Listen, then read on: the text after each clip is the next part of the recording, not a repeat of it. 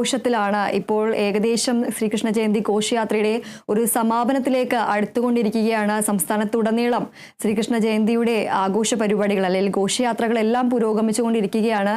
ഇപ്പോൾ കൊച്ചിയിൽ നിന്നും വിജിത നമ്മളോടൊപ്പം ചേരുന്നു. വിജിത, ഈ ഒരു സംസ്ഥാനത്തുടനീളം ഈ ഒരു ശ്രീകൃഷ്ണ ജയന്തി ഘോഷയാത്രകൾ പുരോഗമിച്ചുകൊണ്ടിരിക്കുകയായിരുന്നു. നമുക്കറിയാം 4 മണി മുതൽ എല്ലായിടത്തും ഈ ഒരു ശ്രീകൃഷ്ണ ജയന്തിയുടെ ആഘോഷ പരിപാടികൾക്കെല്ലാം തുടക്കം കുറിച്ചിരുന്നു. ഇപ്പോൾ ശോഭയാത്ര ഏതാണ്ട് പരിസമാപ്തിയിലേക്ക് എത്തിയിരിക്കുകയാണ്. കൂടുതൽ വിശേഷങ്ങൾ എന്തൊക്കെയാണ്? ദീപ്തി സൂചിപ്പിച്ചതുപോലെ തന്നെ ശോഭായാത്ര അങ്ങനെ മഹാശോഭയാത്രയായിരിക്കുന്നു.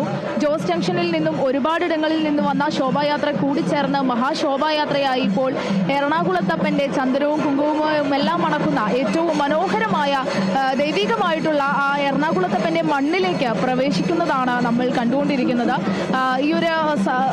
ഈ ശോഭായാത്ര ഇവിടെ സമാപനം കുറിക്കുകയാണ്. അതിന്റെ അവസാന ആ ഒരു ഘട്ട വിശേഷങ്ങളൊക്കെയാണ് ഇപ്പോൾ പ്രേക്ഷകരോടും പങ്കുവെക്കാനുള്ളത്. ഏതായാലും ഒരുപാടധികം കുഞ്ഞിക്കണ്ണന്മാരും രാധമാരും ഗോപികമാരും ഒക്കെയാണ് ഈ ഒരു ശോഭായാത്രയിൽ പങ്കെടുത്തിട്ടുണ്ടായിരുന്നത്. വളരെ മനോഹരമായ സുന്ദരമായ എല്ലാം എത്തിയിരുന്ന ഒരുപാട് കുഞ്ഞിക്കണ്ണന്മാർ ഈ ഒരു സമാപന വേളയിലും ഒരുപാടധികം ഉത്സാഹത്തോടെ വരുന്നതെല്ലാം കാണാനായി സാധിക്കും. നമുക്ക് ദൃശ്യങ്ങളിലെല്ലാം കാണുന്നത് പോലെ ഒരു ചെറിയ കുട്ടിയാണ്, ഒരു കുഞ്ഞിക്കണ്ണനാണ് ഇവിടെ ചെണ്ടമേളങ്ങൾക്കിടയിൽ മനോഹരമായി വാദ്യാഘോഷങ്ങൾക്കൊക്കെ ഇടയിൽ ആഘോഷിക്കുന്നത്. അങ്ങനെ ആട്ടവും പാട്ടവും ചെണ്ടമേളവും കൊട്ടുകുരുവയും ഒക്കെയായി വളരെ മനോഹരമായിട്ടുള്ള ഒരുപാട് കൃഷ്ണന്മാരും രാധികമാരും ഗോപികമാരും ഒക്കെയാണ് ശോഭായാത്രയിൽ പങ്കെടുക്കാനായി എത്തിയിരുന്നത്. എന്തായാലും ഒരുപാടിടങ്ങളിൽ നിന്ന് ശോഭായാത്രകൾ ഉണ്ടായിരുന്നു. ഓരോ ശോഭായാത്രകളായി ഇപ്പോൾ എറണാകുളത്തപ്പന്റെ മണ്ണിലേക്ക് കയറിക്കൊണ്ടിരിക്കുന്ന കാഴ്ചയാണ് കാണുന്നത്. അല്പസമയത്തിനകം തന്നെ എല്ലാ ശോഭയാത്രകളും ഈ ഒരു എറണാകുളത്തപ്പന്റെ മണ്ണിലേക്ക് കയറുന്നതോടെ ശോഭയാത്രകൾ ഇവിടെ പരിസമാപ്തിയാകും. എന്തായാലും ഈ പോരുന്ന വഴികളിലെല്ലാം ഈ കൊച്ചിയുടെ നഗരവീഥികളെല്ലാം ഒരു വൃന്ദാവനമായി മാറി എന്ന് തന്നെ പറയേണ്ടിയിരിക്കുന്നു. അത്രയും ഭക്തിസാന്ദ്രമായ മനോഹരമായ എല്ലാവരും ഭജനയും പാട്ടും ആട്ടവും ഒക്കെയായി ആസ്വദിച്ച ശോഭായാത്രയെ തന്നെയാണ് ഈ ഒരു വർഷം കൊച്ചിയുടെ മണ്ണിൽ അരങ്ങേറിയത് എന്ന് തന്നെ പറയേണ്ടിയിരിക്കുന്നു. അത്രയും അധികം ജനസാഗരം തന്നെയാണ് ഓരോ കൃഷ്ണന്മാരെയും രാധമാരെയും ഗോപികമാരെയും എല്ലാം കാണാൻ ഇവിടെ എത്തിയിട്ടുണ്ടായിരുന്നത്. വളരെയധികം തിരക്ക് തന്നെയാണ് ഈ നടവഴികളിലെല്ലാം. ഈ ഒരു ശോഭായാത്ര ആരംഭിക്കുന്നത് എറണാകുളം ടൗണിൽ നിന്നാണ്. അവിടെ നിന്ന് MG റോഡ് വഴി എല്ലാം കയറി വരുമ്പോൾ പോലും ഒരുപാടിടങ്ങളിൽ നിന്നായി ജോസ് ജംഗ്ഷനിലേക്ക് ആ ശോഭായാത്ര എത്തുമ്പോൾ അത് ശരിക്കും പറഞ്ഞാൽ ഒരു വർണ്ണാഭമായ കാഴ്ച തന്നെയായിരുന്നു എന്ന് വേണം പറയാൻ. കാരണം അത്രയും കുഞ്ഞിക്കണ്ണന്മാരും കുങ്കുമത്തിലകമെല്ലാം ചാർത്തിയ 6 മാസം വരെ പ്രായമുള്ള കൊച്ചു കുഞ്ഞുങ്ങളിലുണ്ട് എന്നുള്ള കാര്യം കൂടി ഓർക്കേണ്ടിയിരിക്കുന്നു.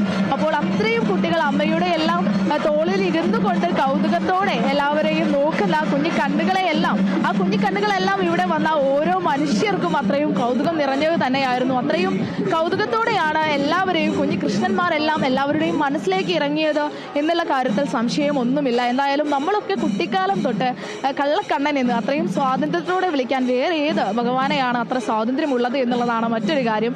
അങ്ങനെയുള്ള ആ ഒരു കള്ളക്കണ്ണനെയാണ് ഇവിടെ വന്ന ഓരോ ജനങ്ങളും ഭക്തിസാന്ദ്രമായ നോട്ടത്തിലൂടെ എല്ലാവർക്കും മനസ്സിൽ ആ കുടിയേറിയത്, അല്ലെങ്കിൽ എല്ലാവരുടെയും മനസ്സിൽ ആ ഒരു രൂപം തെളിഞ്ഞു വന്നിട്ടുണ്ടാവും എന്ന് തന്നെയാണ് എനിക്ക് പറയാനുള്ളത്. എന്താണെന്ന് വെച്ച് കഴിഞ്ഞാൽ അത്രയും മനോഹരമായിട്ടുള്ള കുഞ്ഞിക്കണ്ണുകളുള്ള മയിൽപ്പീലി എല്ലാം ചൂടി കുങ്കുമത്തിലകം എല്ലാം തൊട്ടുകൊണ്ട് അത്രയും സുന്ദരമായി ചിരിക്കുന്ന ഓരോ കുഞ്ഞുങ്ങളുമാണ് ഈ ഒരു ശോഭായാത്രയിൽ പങ്കെടുത്തിരുന്നത്. അതിനൊപ്പം തന്നെയാണ് ഈ സംഘാടകരുടെ ആട്ടവും പാട്ടും ഭജനയും എല്ലാം തന്നെ വളരെ മനോഹരമായി നിൽക്കുന്നവർക്ക് എല്ലാവരുടെയും ഉള്ളിലേക്ക് ഭക്തസാന്ദ്രമായ നിമിഷങ്ങളെ എത്തിച്ചു എന്നതും മറ്റൊരു കാര്യമാണ്. എന്തായാലും ഒരുപാടധികം കുഞ്ഞികൃഷ്ണന്മാരും ഗോപികമാരും അതിനപ്പുറത്തേക്ക് വലിയൊരു ജനസാഗരം കൂടി ഈ ഒരു ഘോഷയാത്രയിൽ ശോഭായാത്രയിൽ പങ്കെടുത്തിട്ടുണ്ട് എന്നുള്ളത് തന്നെയാണ് മറ്റൊരു കാര്യം. ഓരോ ഘട്ടങ്ങളിലും കൃത്യമായ നിയന്ത്രണം ഈ ഒരു ശോഭായാത്രയുടെ ഭാഗമായി സംഘാടകരും പോലീസും എല്ലാം കൃത്യമായ നിയന്ത്രണം നൽകിയിട്ടുണ്ട്. ഇപ്പോൾ ഈ ഒരു പരിസമാപ്തിയിൽ എത്തുമ്പോൾ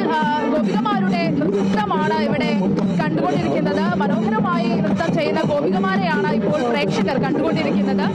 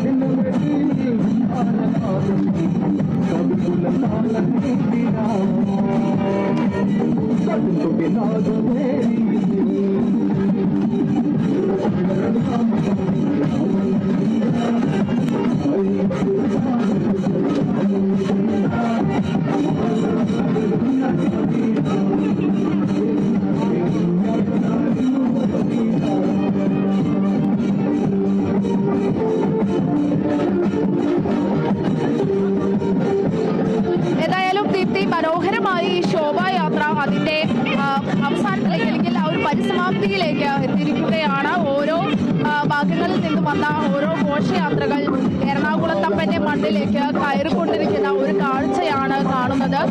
ഒരുപാടധികം ഘോഷയാത്രകൾ ഇപ്പോൾ കയറി, ഇനിയും പിറകിലായി കുറേയധികം ഘോഷയാത്രകളും കള്ളക്കണ്ണന്മാരും ഗോപികമാരും എല്ലാം ഈ ക്ഷേത്രത്തിലേക്ക് കയറേണ്ടതുണ്ട്. അപ്പോൾ അതിന്റെ ഒരു കാഴ്ചകളൊക്കെയാണ് ഇപ്പോൾ കണ്ടുകൊണ്ടിരിക്കുന്നത്. മനോഹരമായിട്ടുള്ള ഒരുപാടധികം കണ്ണന്മാരാണ് ഇന്നത്തെ ഈ ഒരു ഘോഷയാത്രയിൽ എത്തിയത്. ദീപ്തി,